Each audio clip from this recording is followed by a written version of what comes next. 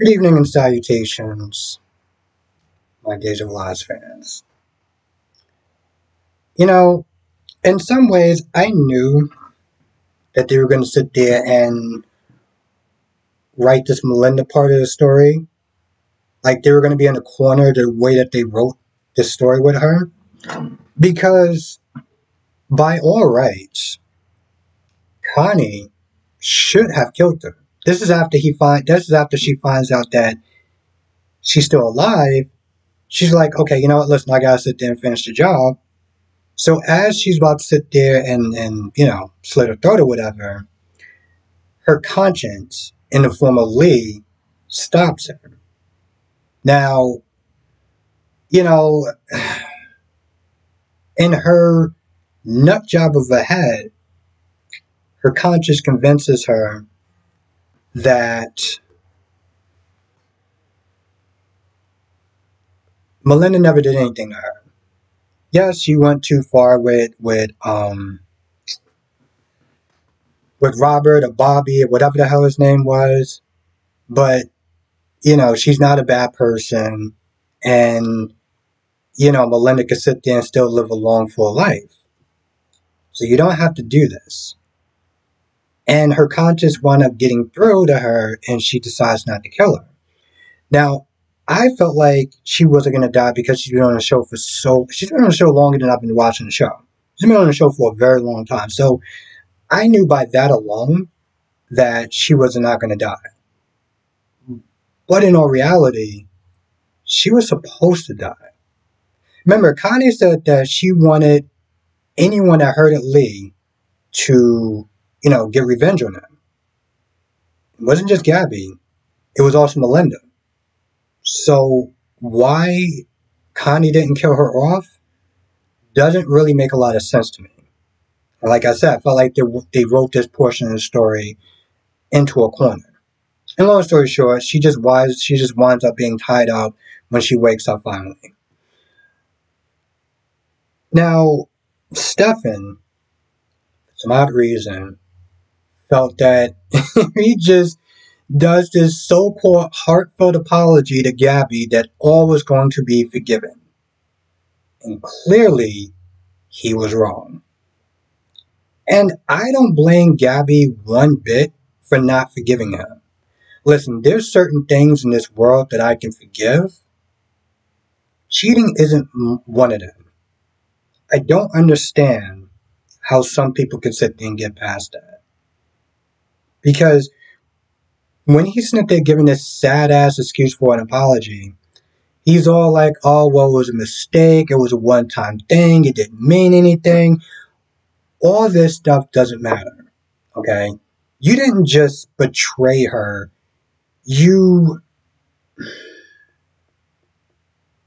Well, actually, yeah, that's literally, it's not they're trying to think of like more of a grandiose way of saying it, but like you betrayed her. How could she ever forgive you for that? You made a conscious choice to be with somebody else. I don't understand how in some people's minds it doesn't mean that much. Like, I'll give you an example. I was watching The Young and the Restless, right? And, there's this cheating story going on with Sally, Adam, Billy, and Chelsea. And this person writes, and I quote, if these characters really loved each other, they would understand the situation with Connor and forget the mistake. After all, they're not married or engaged. What the Listen, I know that those two are married, but married or not, the fact that some people treat cheating like that's something that you're just supposed to get over, I would never understand that.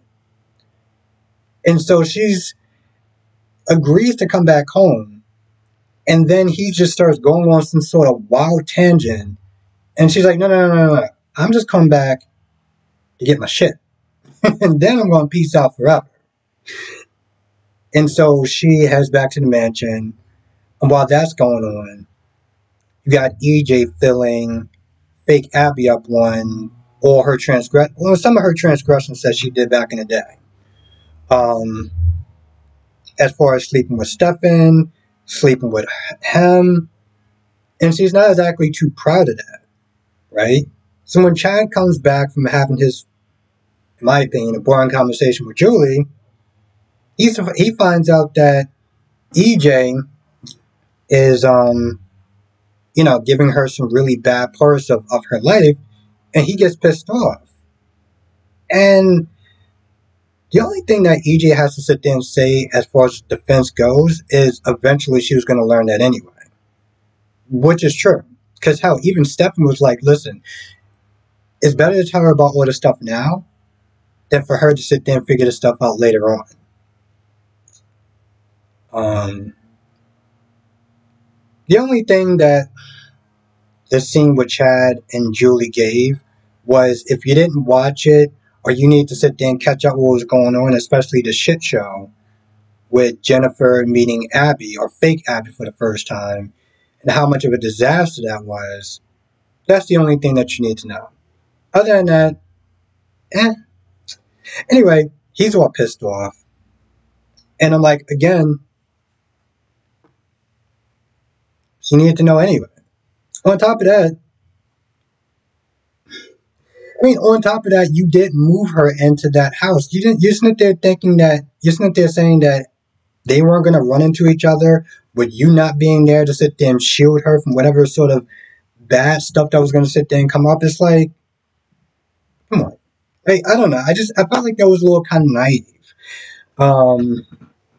Anyway, Stefan and Gabby come in the living room. They start arguing. And at this point, EJ is just about ready to bring out the popcorn. He's just happy. He also finds out about Stefan cheating on her with Ava. So he's just laughing it up, mucking it up, making comments here and there, just to make the situation a lot worse. Now, one of the things he does sit there and say is, hey, listen, Gabby, make sure you get all your shit. Because whatever you don't get, we change the locks. Okay? We can't have any more gold diggers, anyone else, just coming and going whenever they please. And this is where EJ should have just shut his goddamn mouth. Okay? Because Gabby, knowing that that's going to make EJ happy, she was like, yeah, no, I'm going to sit there and stay. Yeah, no, I'm going to sit there and stay. He was so disappointed. He was so annoyed. And I'm like, well, that's what you get, bro. You should have just kept your damn mouth shut and she would have been gone. See what you wound up doing? That's your fault. Now you got to sit there and deal with that headache even longer. So good job. And actually, in a lot of ways, you kind of helped Stefan out. See, Gabby was going to sit there and leave and go back to her brothers, right? But because of EJ's big mouth, she's going to want to sneak this thing. So it gives Stefan more of a chance to sit there and try to win her back. I don't know how you can sit there and win somebody back over cheating, but whatever.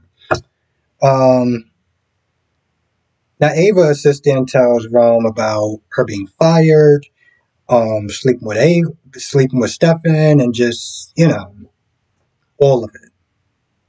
Now I'm wondering if Rome is going to sit there and give her job back. I kind of think that he shouldn't.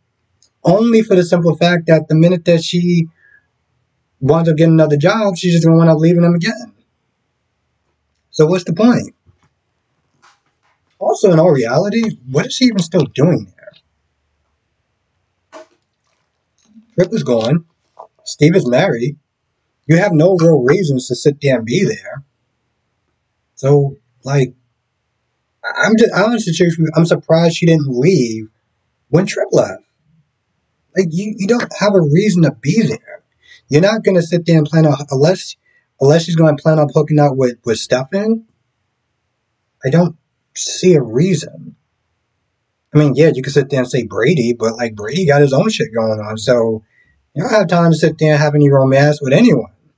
Because, he's too busy getting screwed over by Fiona. So again, it just begs the question, why is Ava Fatale still there? And